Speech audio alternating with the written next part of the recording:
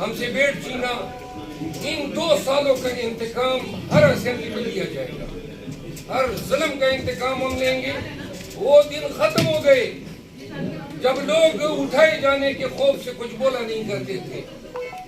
اب پوری اسمبلی کے تمام ممبران، تمام صوبائی اسمبلیوں کے ممبران اور پاکستان تحریک انصاف بحیثیت جماعت ہر قسم کے جبر کے خلاف نہ کہ صرف آواز اٹھائے گی، بلکہ جو ادارہ یا جو شخصیت ہمارے خلاف جو کارروائی کرے گی اس کا نام لے کر بات کریں گے۔ بہت ہو گیا پاکستان کے ساتھ اور عوام کے ساتھ۔ اس دن کا انتظار تھا کہ جب ہم آئیں گے اور قوم کی آواز بن کے یہاں پہ قانون کو بنانے کی بات کریں گے۔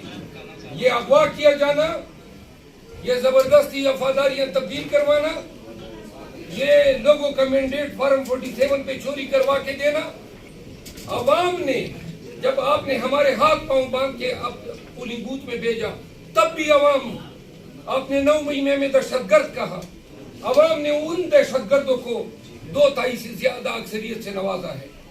لہذا قوم پی ٹی آئی کے ساتھ کھڑی ہے، خان کے ساتھ کھڑی ہے۔ آپ نے اس مینڈیٹ کا احترام نہیں کیا اور ہمارا مینڈیٹ نہیں، پاکستان کا مینڈیٹ چوری کیا۔ بس کرنا چاہیے تھا آپ کو۔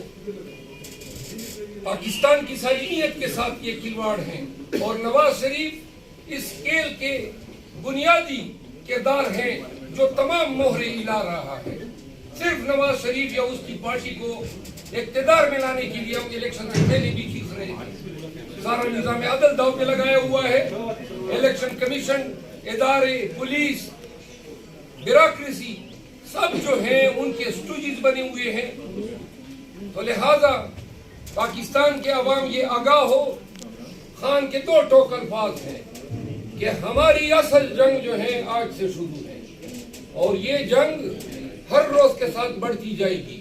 ہم مزید بے گناہ اسیروں کی نظر بندی کو پرمٹ نہیں کر سکتے ہیں۔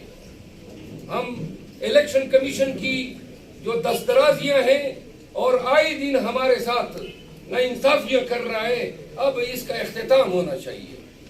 اور election national assembly, senate of Pakistan اور پروونشل اسمبلیز، ان سب میں اب ہم یکاواز ہو کے ان کو ایکسپوز بھی کریں گے۔ ان کے خلاف ہر روز احتجاج سخت سے سخت تر ہوگا۔ اب ہم ایوان میں جب بھی جائیں گے تو تمام نتائج کی پرواہ کیے بغیر، کوئی ہمارے ساتھ لڑنا چاہتا ہے تو آزاد ہے۔ ہم نے آج بھی تحمل سے کام لیا جب ان کی خواتین جو ہیں غلط اشارے کر رہی تھی، لیکن آج بھی ہم نے تحمل سے کام لیا۔